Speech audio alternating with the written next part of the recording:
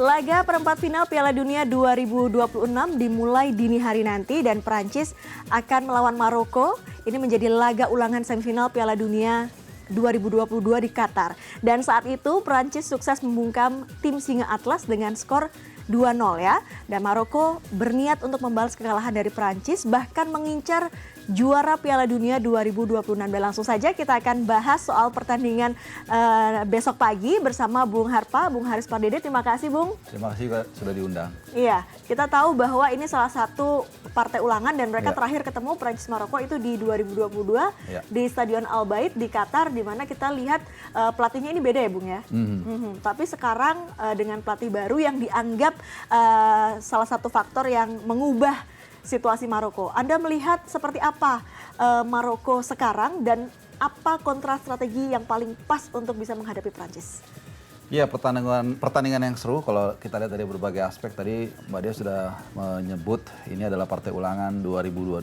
Saat itu di hajatan bola 4 tahun lalu Maroko kalah 2-0 lewat gol Kolo Muani dan juga Theo Hernandez. Nah, berselang 4 tahun sebenarnya kalau kita lihat komposisi pemain Maroko ini masih banyak kejebolan dari 2022. Ya, ada Achraf Hakimi, ada Mazraoui, ada Bono penjaga gawang mereka dan banyak lagi. Tentunya ini tidak mudah ya buat Maroko, walaupun ya banyak juga yang bersimpati dengan Maroko ya.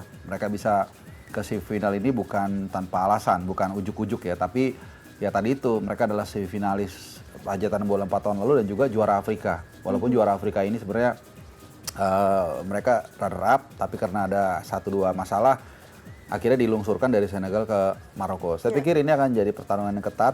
Ada motivasi juga seperti yang tadi dikatakan ingin membalas kekalahan 4 tahun lalu. Dan kalau kita lihat dari perspektif sejarah, Maroko ini kan jajahannya Perancis ya. Makanya tadi pelatihnya kita lihat, walaupun memang pelatihnya keturunan kelahiran Belgia juga ya, berbahasa Perancis ya. Dan komunitas atau diaspora Maroko paling banyak itu di luar Maroko itu yaitu di Perancis. Ini pertandingan yang sangat seru. Dan kalau kita lihat dari aspek materi memang harus diakui Perancis lebih bagus lah. Ya, mereka ada Dembele, ada Kylian Mbappe, ada Doué dan lain-lain ya. Tapi saya pikir kita tadi saat offer sudah sempat membincangkan bagaimana banyak partai David Longel lihat berlangsung ketat ya Mbak Dea ya. Cape Verde luar biasa semangatnya. Bahkan kemarin Mesir yang dianggap underdog pun bisa memberikan perlawanan yang sangat luar biasa melawan juara bertahan Argentina 2-0. Jadi saya pikir dari 2-0 jadi 3-2. Jadi saya pikir semangat ini menjadi modal utama dari Maroko, walaupun mereka juga punya pemain yang bagus, punya Brahim Diaz, punya Achraf Hakimi, punya Mazraoui. Saya pikir apa yang bisa mereka lakukan adalah mencoba untuk mengetahui kelemahan dan kelebihan diri mereka sendiri. Artinya menghadapi Prancis ya, Prancis pasti akan mendominasi. Tapi bagaimana mereka menunggu dan kemudian bereaksi dengan baik seperti yang dilakukan Mesir kepada Argentina. Mereka bisa leading 2-0 duluan sebelum memang akhirnya kalah juga. Gitu. Kalau faktor pelatih tadi Bung, ini Muhammad Wahbi kayaknya mentereng ya, ini dari ada 7 kemenangan dan 3 hasil imbang. Artinya ini mentereng dong, apalagi meskipun tadi juga dapat lungsuran juara Afrika, tapi kan setidaknya mereka berada di final Piala Afrika gitu. Ya, Wahbi ini yang saya baca adalah pelatih yang sangat dekat dengan pemainnya juga. Sangat bisa mengumpa pemain, istilahnya itu pelatih yang tepok punggung lah gitu ya. Tapi di sisi lain dia juga punya pendekatan yang sangat modern. Ya, kita lihat bagaimana mereka bisa bermain secara atraktif juga, tapi juga di sisi lain kadang-kadang mereka bisa bertahan. Nah, kalau kita lihat sedikit perbandingan yang comparable dia dengan Prancis, ini memang harus diakui Deschamps lebih mentereng lah. Sebagai pemain dia sukses menjadi kapten ketika Prancis juara dunia tahun 98 dan dia bawa Prancis juga juara 2022 tentunya. Karena di Prancis saat ini ada 2 orang yang paling dihormati di sepak bola, dia dan juga Zidane. Dan ini akan menjadi tahun terakhir dia, jadi pasti dia akan punya motivasi yang lebih, dan plus satu lagi, ibunya dia baru kehilangan ibunya. Itu tidak mudah ya buat kita yang pernah kehilangan orang tua. Di tengah pertandingan dia harus stay di situ. Di tengah kehilangan ibunya, ini pasti satu motivasi yang ingin dia persembahkan juga kepada orang tuanya. Jadi tapi ya dalam sepak bola kadang-kadang romantisme nggak berjalan linear ya. Bisa juga Maroko yang kita anggap tidak diunggulkan bisa keluar sebagai pemenang karena mereka punya materi yang cukup bagus juga dan juga motivasi untuk membalas kekalahan 2022. Nah, kami juga punya statistik 5 pertemuan terakhir. Ini Maroko cuman 1 kali menang dan itu pun juga lewat adu penalti. Artinya sepertinya dari materi pemain, kemudian juga bagaimana motivasi dari pelatih Prancis Deschamps untuk bisa terus melaju dan juga soal statistik ini. Statistik ini kita lihat ada 4 ya, head to head-nya ya. Head to head-nya memang kalah ya, Bung Herpa. Kalau secara umum memang kita lihat sangat dominan ya Prancis. Ini yang saya katakan, apalagi ini dimulai dari beberapa dekade 1-2 dekade yang lalu ya kalau saya nggak salah. Ya dibilang relevan sih masih relevan juga. Kenapa masih relevan? Karena dalam rentang waktu tersebut secara konsisten Prancis memang ada di atas Maroko. Tapi sekali lagi kalau sudah memasuki babak per-8 final, sudah 8 tim itu gap antara yang bagus dan yang tidak diunggulkan itu semakin sempit sebenarnya. Semakin tipis ya? Semakin tipis, pasti itu. Dan juga mentalitasnya sudah berubah. Yang tadinya mungkin mereka merasa belum pantas atau belum bisa untuk melaju ke 8 besar, mereka ada di situ. Mental itu pasti tumbuh ya. Tapi sekali lagi ada ungkapan mengatakan history made to be broken. Selalu ada yang pertama, bukan tidak mungkin juga. Maroko bukan tanpa peluang. Ya datang. Kita bayangkan kalau misalnya Maroko itu tim nasional kita, pasti mereka pengen menang juga dengan segala cara. Jadi ini pertandingan yang tidak mudah buat Prancis.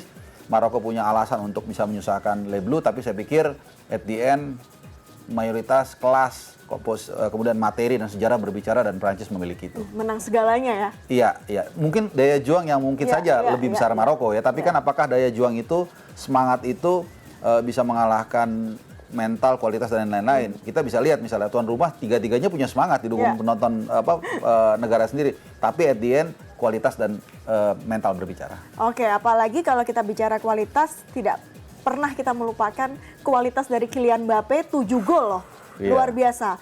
Kalau Anda melihat apakah nanti Mbappe masih bisa bermain seliar itu, karena kan pasti Maroko sudah mengantisipasi.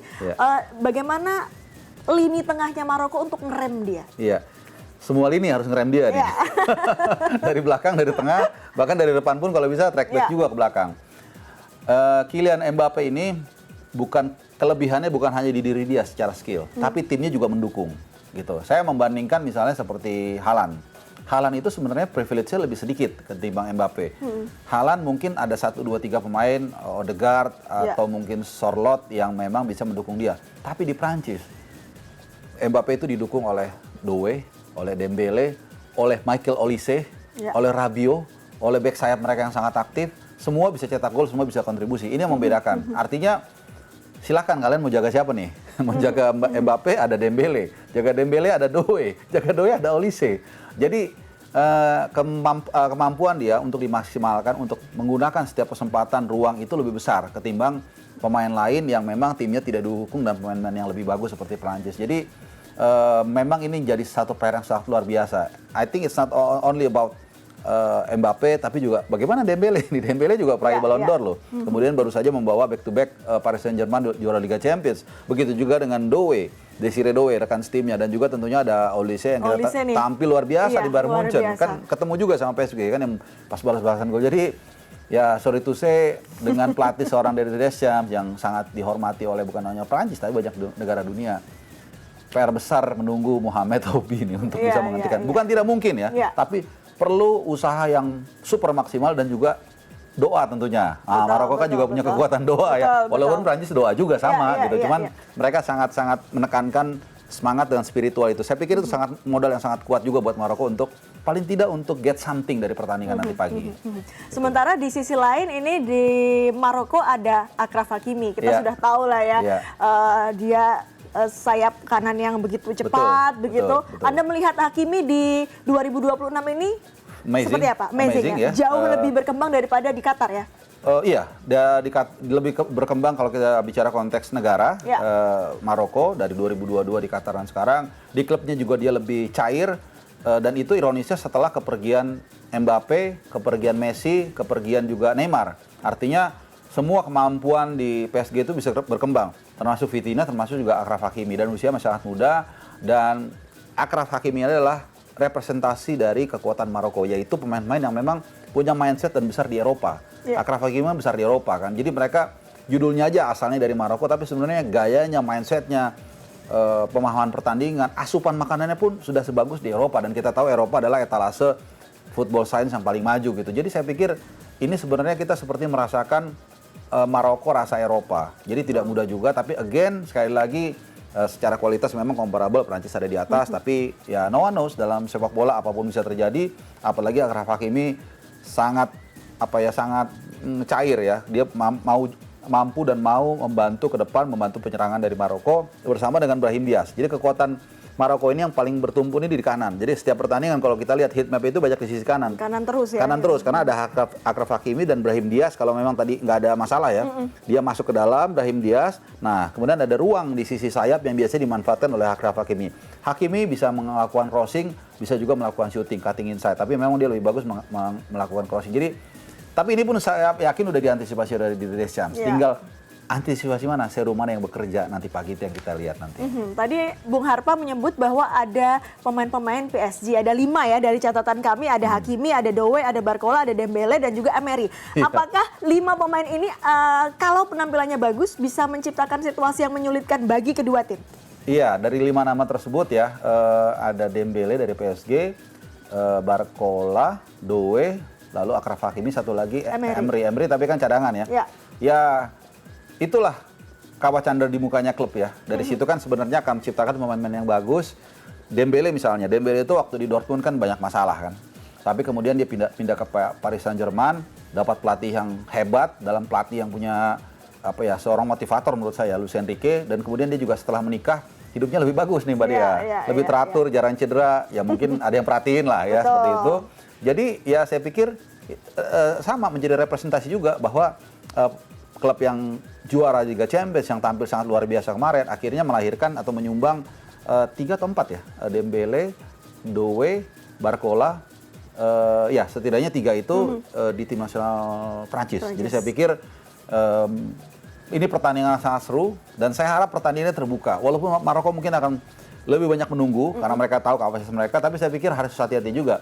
Paraguay sudah bisa membuktikan dengan permainan yang reaktif dan sedikit agak nakal ya. Nah ini ternyata bukan berhasil ya, tapi paling tidak bisa menyulitkan Prancis. Meskipun kalau kita lihat hal tersebut juga sudah diantisipasi oleh Deschamps. Jadi kalau Mbak Dia nonton, itu Mbappe itu berkali-kali diprovokasi, tapi dia ketawa aja. Dan itu bukan by design. Jadi udah tahu mereka kira-kira siapa yang akan diprovokasi, seperti apa situasinya dan apa yang harus dilakukan. Sehingga ini yang kadang-kadang faktor-faktor kalau udah 16 besar, 18 besar semifinal, itu kadang-kadang bukan masalah materi pemain, tapi masalah detail kecil, masalah mental, masalah small taktik ya. Kayak tadi, hati-hati misalnya, si Mbappe, kamu kemungkinan besar akan diprovokasi. Kamu harus bisa tahan. Kalau kamu sampai nggak bisa, hancur tim. Nah itu pelatih yang harus paham untuk membekali para pemainnya dengan senjata yang tadi itu, senjata psikologi, senjata bagaimana bereaksi ketika misalnya diprovokasi atau apapun itu gitu. Karena kemarin salah satunya Olise ini kepancing juga akhirnya. Nah itu dia.